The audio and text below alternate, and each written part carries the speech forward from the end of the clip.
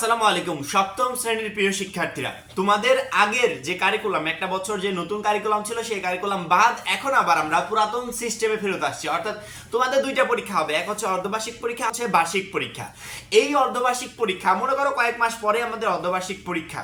এই মুহূর্তে 6 থেকে 7টা দিন তোমরা প্রায় পার করে ফেলেছো। মানে তোমাদের অর্ধবার্ষিক পরীক্ষার জন্য যে সময়টা তোমাদেরকে দেওয়া হয়েছিল সেই সময় থেকে 7টা দিন চলে গেছে। এখন তুমি আমাকে বলো, আমাকে একটু কমেন্টে জানাও পরীক্ষার জন্য তুমি কতটা প্রস্তুত, কয়টা চ্যাপ্টার কমপ্লিট করলে, কয়টা ম্যাথ কমপ্লিট করলে, কয়টা বই সম্পর্কিত ভালো ধারণা অর্জন করলে, আমাকে একটু জানাবে। তুমি হয়তো বলতে পারো যে ভাইয়া আমি তো আমাদের ক্লাসের সবগুলো বই এখনো হাতে পাইনি, সবগুলো বই হাতে পেলে তারপরে না পরীক্ষার প্রিপারেশন নিব। মনে করো তোমার বই পরীক্ষার 1 মাস আগে দিল, তুমি কি পরীক্ষার জন্য প্রস্তুত হবে না? এই মুহূর্তে তুমি চিন্তা করছো যে সবগুলো বই হাতে পেলে তারপর আমি পরীক্ষার জন্য প্রস্তুত হব। অলরেডি এমন হাজারো শিক্ষার্থী আছে যাদের অনেকগুলো চ্যাপ্টার কমপ্লিট হয়ে গেছে। কিভাবে কমপ্লিট করলো? কেন এনসিটিবি কি তোমাকে বইগুলো দেয়নি অনলাইনে? অবশ্যই দিয়েছে। যেহেতু তুমি এই ভিডিওটা স্মার্টফোন দিয়ে দেখছো, তোমার এই স্মার্টফোনেই সবগুলো বই ডাউনলোড করে নাও। এবং আমি যে অন্যান্য ক্লাসের বইগুলো ডাউনলোড করে দেখালাম শিক্ষার্থীদেরকে, একটা বইয়ের ক্ষেত্রেও আমি এমনটা দেখি না যে মানে আমাদের মেইন বই পড়ার সময় আমার সামনে যেরকম ওপেন থাকে বা মোবাইলে যেরকম ওপেন থাকে এর ভিতরে কোনো পার্থক্য আছে। মোবাইলে সুন্দর করে পড়া যাচ্ছে একবার গোছালো পরিবেশে, মানে মোবাইলে যখন আমি দেখছি তখন মনে হচ্ছে যেন আমার আসল বইটাই আমার সামনে অন আছে। হ্যাঁ, ওইটাও আসল বই, কিন্তু এটা একটু ছোট আকারে দেখা যায়, আর আমাদের মেইন যে বইটা আমরা হাতে পাই সেটা একটু বড় আকারে দেখা যায়। কিন্তু মোবাইলে পড়াশোনার ক্ষেত্রে আমার মনে হয় না যে আহামরি কোনো প্রবলেম হচ্ছে, একবারে ক্লিয়ারলি সবকিছু পড়া যাচ্ছে। সেক্ষেত্রে তুমি যদি এখনই পিছিয়ে পড়ো, বছরের শুরুতে তুমি এখনই পিছিয়ে পড়ো, সারা বছর তোমার কি অবস্থা হবে একটু কল্পনা করে দেখো। সারা বছর তো এই পিছনেই থেকে যাবে। আজকে যে পড়া, এই পড়া যদি কমপ্লিট না করতে পারো, কালকের পড়া আজকের পড়া যোগ হয়ে আরো বেশি হয়ে যাবে, পরের দিনটা যোগ হয়ে আরো বেশি হয়ে যাবে। এইভাবে বইয়ের জন্য কয়েক মাস অপেক্ষা করতে গেলে পরীক্ষার আগে কখনো তুমি সিলেবাস কমপ্লিট করতে পারবে? একদমই পারবে না। পরবর্তীতে পরীক্ষার রেজাল্ট অন্যান্য সময় ভালো করলে তুমি ঠিকই খারাপ রেজাল্ট করবে, অনেকে ফেল পর্যন্ত করে। আমি 2 দিন আগে আমাদের স্কুলে গিয়েছিলাম, যার পরবর্তী দেখলাম যে শিক্ষকরা ক্লাস রুটিন হাতে দাঁড়িয়ে আছে। পরবর্তীতে ওনারা বললো যে আমরা আমাদের স্কুলে আজকে ক্লাস রুটিন দিয়ে দেবো। ক্লাস রুটিন দেওয়া মানে কি, যেদিন ক্লাস রুটিন দিবে তারপর দিন থেকেই আমাদের রুটিন মাফিক ক্লাস শুরু হয়ে যাবে এবং সেক্ষেত্রে প্রত্যেকটা সাবজেক্টের ক্লাস হবে।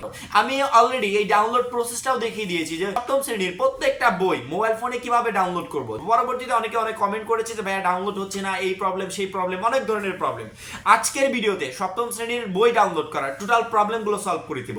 তোমার সামনে যেভাবে একটা স্কুল ব্যাগে তোমার সবগুলো বই থাকে না, ওইভাবেই তোমার মোবাইল ফোনে তোমার সবগুলো বই থাকবে। যখন যেই বইটা প্রয়োজন ঢুকবে, দেখবে, বেরিয়ে চলে আসবে, আর কোনো ধরনের প্রবলেম তোমাকে পড়তে হবে। চলো একটু দেখিয়ে দিই। সপ্তম শ্রেণীর বই ডাউনলোড নিয়ে যাদের প্রবলেম তাদেরকে আমি একটু বিষয়টা প্রথমেই ক্লিয়ার করে দিই। সেটা হচ্ছে সপ্তম শ্রেণীর যে বইয়ের অ্যাপসটা তোমরা দেখতে পাচ্ছ এই মুহূর্তে, আমি যে অ্যাপসটা তোমাকে ডাউনলোড করতে বলেছিলাম, যেখানে সবগুলো বই গোছানো অবস্থায় দেওয়া আছে।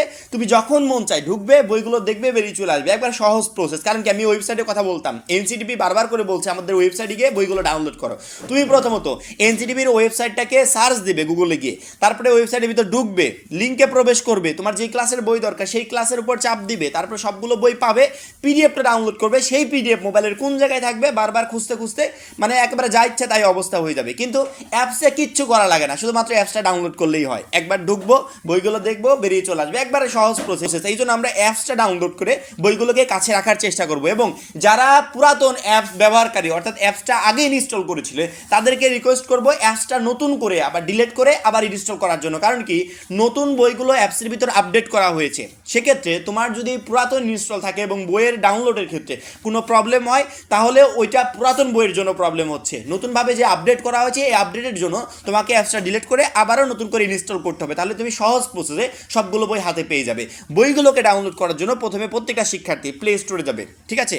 যারা পুরাতন অ্যাপস ব্যবহারকারী যে নতুন বই পাও নাই তারা ডিলিট করে আবার নতুন করে অ্যাপসটাকে ইনস্টল করো। সার্চ অপশনে গিয়ে সার্চ দিবে, ইংরেজিতে লিখবে ক্লাস 7 বুক, এটা লিখে সার্চ দেওয়ার সাথে সবার উপরে এই যে 1 নম্বরে যে অ্যাপসটা দেখতে পাচ্ছ এই অ্যাপসটাকে তোমাকে ইনস্টল করতে হবে। আমি এই মুহূর্তে ইনস্টলের উপর চাপ দিচ্ছি, আমার কিন্তু অ্যাপসটা ইনস্টল শুরু হয়ে গেছে। এই অ্যাপসটা ইনস্টল করার পরবর্তীতে সবগুলো বই তুমি সহজ প্রসেসে হাতে পেয়ে যাচ্ছ।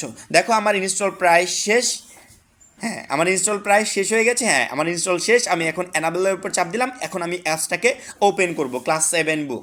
ওপেন করার সাথে সাথে ক্লাস 7-এর সবগুলো বই আমার সামনে, একবারে সহজ পদ্ধতি।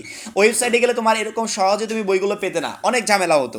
এই জন্য আমি সহজেই অ্যাপসটা ডাউনলোড করে নিলাম। এখন সবগুলো বই আমার সামনে। মনে করো তোমার বিজ্ঞান বইটা স্কুল থেকে তোমাকে দেয় নাই, এই যে নিচে বিজ্ঞান বইটা, মনে করো এই বিজ্ঞান বইটা স্কুল থেকে তোমাকে দেয় নাই, এখন বিজ্ঞান বইটা তোমার প্রয়োজন। বিজ্ঞান বইটা সহজে তুমি পেতে পারো, সেটা হচ্ছে বিজ্ঞান বইয়ের পাশে যে ডাউনলোড অপশন আছে এটার উপরে জাস্ট চাপ দিবে।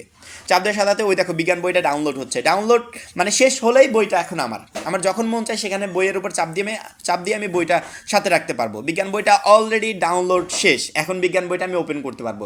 এখানে সুবিধা কি, মানে এই যে একবার ডাউনলোড করলে বিজ্ঞান বই, এই অ্যাপসটা ডিলিট করার আগ পর্যন্ত আর একবারও তোমাকে ডাউনলোড করতে হবে না। মোবাইলে পরবর্তীতে ইন্টারনেট না থাকলেও তুমি বইগুলো দেখতে পারবে। একবার ডাউনলোড করলে হবে, পরবর্তীতে আর ডাউনলোডের প্রয়োজন নেই। বিজ্ঞানের উপর আমি চাপ দিলাম। বিজ্ঞানের উপর চাপ দেওয়ার সাথে বিজ্ঞান বইটা এই মুহূর্তে আমার সামনে দেখতে পাচ্ছ।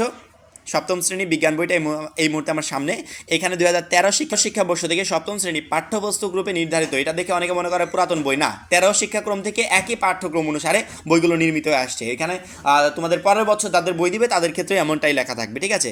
পরবর্তীতে 2025 শিক্ষাবর্ষের জন্য পরিমার্জিত, এটা তো লেখা আছে। সব থেকে গুরুত্বপূর্ণ যে বিষয়টা নতুন বই চেনার, সেটা হচ্ছে এই যে পরিমার্জিত সংস্করণ অক্টোবর 2024। কয়েকদিন আগে অক্টোবর 2024 গেলো।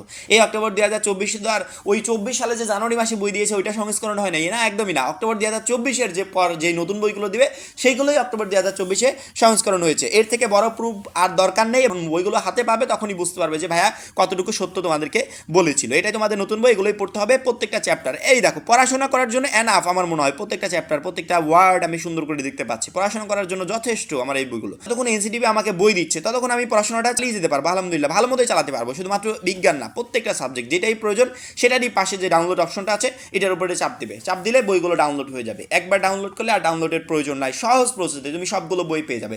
যখন বই পড়ার প্রয়োজন অ্যাপসের উপরে একটা চাপ দিবে, সরাসরি তোমাকে এখানে নিয়ে চলে আসবে, বইগুলো পড়বে আবার বেরিয়ে চলে আসবে। একবারে সহজ উপায়। এই অ্যাপসের লিঙ্ক আমি ভিডিও ডেসক্রিপশনে দিয়ে রাখবো, চাইলে লিঙ্কে ক্লিক করেও অ্যাপসটা ডাউনলোড করে নিতে পারবে। আশা করি বুঝতে পেরেছো। তোমাদের নতুন বই ডাউনলোড নিয়ে যে প্রবলেমগুলো ছিল সেগুলো সমাধান দিতে পেরেছি। তোমাদের সিলেবাস নিয়ে একটু কথা বলি, যে তোমাদের সিলেবাসটা কিছুদিনের ভিতরে তোমাদের স্কুল কর্তৃপক্ষ তোমাদেরকে দিয়ে দিবে যে অর্ধবার্ষিক পরীক্ষার জন্য কোন কোন অধ্যায়টা পড়তে হবে, কিভাবে প্রিপারেশন নিতে হবে, এটা খুব শীঘ্রই স্কুল কর্তৃপক্ষ তোমাদেরকে জানিয়ে দিবে। ক্লাস রুটিন অলরেডি প্রায় স্কুলে দিয়ে দিয়েছে। তোমাদের স্কুল কর্তৃপক্ষ যদি এখন পর্যন্ত ক্লাস রুটিন তোমাদেরকে না দেয় তাহলে খুব শীঘ্রই 2-3 দিনের ভিতরে তোমরা ক্লাস রুটিন পেয়ে যাচ্ছ। এবং ক্লাস রুটিন পাওয়ার পরে সব থেকে বেশি যে বিষয়টা প্রয়োজন হয় সেটা হচ্ছে বই, এবং এই বইগুলো আমরা হাতে পেতে পেতে সেই মার্চ পর্যন্ত সময় লেগে যাবে। এই জন্য প্রত্যেকটা শিক্ষার্থী চেষ্টা করবো বইগুলোকে ডাউনলোড করে পড়াশোনাটা চালিয়ে যাওয়ার জন্য। যে কারণ কি, এখন পিছিয়ে পড়লে পরবর্তীতে সারা বছর আমরা পিছিয়ে থাকবো। পিছিয়ে যাতে না পড়ি এর জন্য আমাদেরকে পড়াশোনাটা চালিয়ে যেতে হবে, এবং কিভাবে চালিয়ে যাবে সেটা তো আমি অলরেডি বলে দিয়েছি। আশা করি বুঝতে পেরেছো।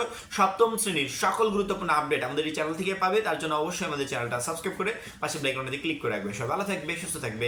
আল্লাহ হাফেজ।